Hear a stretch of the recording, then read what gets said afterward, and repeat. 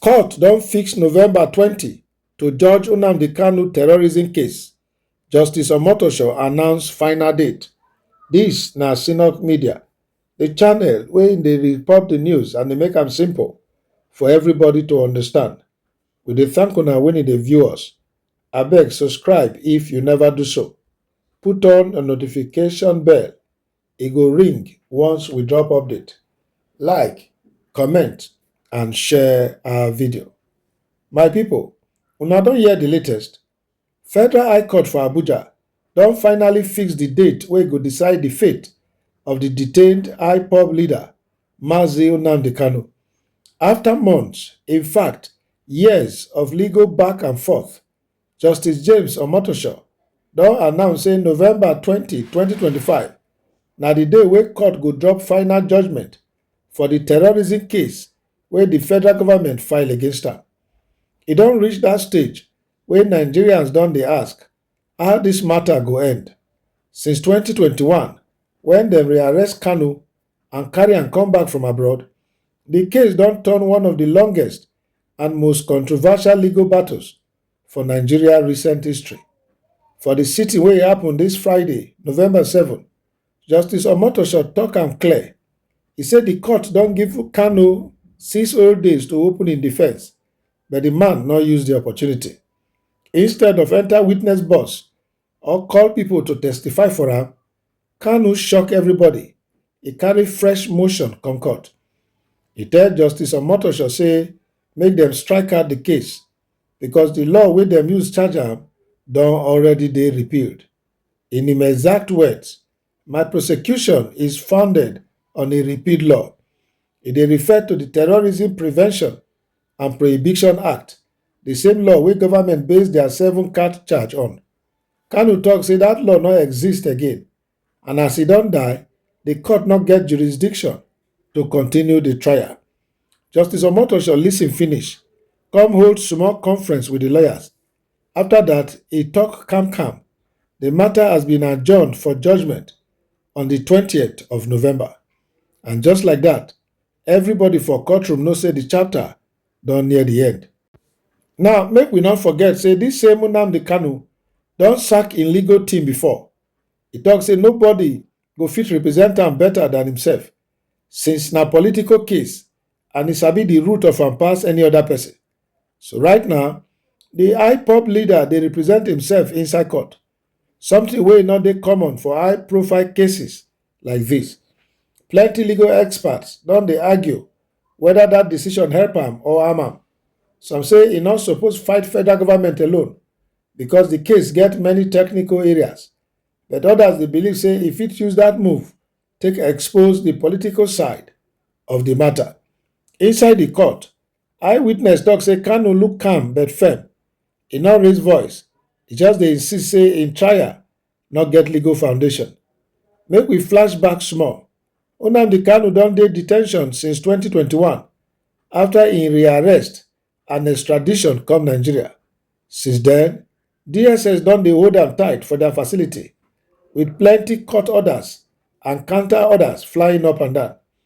At different times, im lawyers don cry out say DSS no dey allow dem prepare defence well. The agency too don deny am, say dem dey follow court instruction to the letter. Now with this new adjournment, DSS go still keep Kanu for their custody until November 20, when the judgment go land. That day go decide many things. If court rule in Kanu's favour, e fit mean freedom after 4 years of detention. But if judgment go the other side, e go mean the federal government still hold strong ground to continue the trial or conviction. Already, reactions don begin fly. Some pro-Biafra groups don tok say dem go organize peaceful prayers and rallies ahead of November 20. Dem say the date go determine whether Nigeria still get justice for minority voices. On the other hand, some northern political voices dey warn say government must protect the integrity of the law and avoid political pressure. Dem believe say once person dey charged under terrorism law, court suppose complete the process without public sympathy. Legal observers too dey point out one key thing. This case fit set new precedent for how Nigeria dey handle separatist issues. If court rule say law not get base again, e go force government to review plenty similar prosecutions. But if court still hold the charge is valid, e go strengthen the federal government power to prosecute under Terrorism Act. Make we also remember say this week, matter about Kanu health cause hot argument for House of Representatives. Honorable Obinna Agwocha, wey represent Umuahia North, South and Ikwa constituency for Abia, raise the motion. E tok say Kanu health don dey deteriorate and government need to act. But Speaker Tajuddin Abbas and some other lawmakers no gree. Dem say the issue still dey court and dem not suppose interfere. Dat small clash for National Assembly just show how sensitive dis case still be even after 4 years. So all eyes now dey on November 20, 2025. Dat day, Federal High Court go deliver final judgment, and dat single ruling fit either open prison door for Kanu or close am tighter. Observers dey expect every security presence for the court on dat day. Even human rights groups like Amnesty International and civil rights concern don dey prepare statement depending on the outcome. Whichever way e go, dis judgment no go just be about one man. E go be about justice system, rule of law, and political accountability for Nigeria. As the court don fix November 20 for judgment, insiders from the legal circle don hint say dis particular decision fit go beyond ordinary courtroom matter. According to one senior legal analyst, the ruling fit test how far Nigerian judiciary don grow when e come to independence versus political influence, because the case don pass legal argument alone.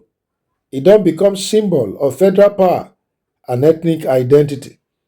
Another news gist be say some human rights groups don already write to Attorney General Lateef Fagbemi, beg make government obey whichever verdict the court deliver, win or lose.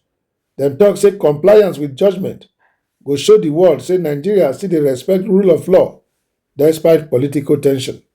Meanwhile, inside the southeast, community leaders dey prepare special interdenominational prayers from Enugu to Aba, calling for calm ahead of the judgment. Dem say dis one not be time for protest or confrontation, but time for reflection on how the case don shape the Igbo story inside Nigerian political history. For now, Nigerians dey wait, supporters dey pray, opponents dey watch, and the whole world dey look Abuja, because the case of Nnamdi Kanu versus federal government don turn symbol of how far Nigeria fit go to balance national unity and individual freedom.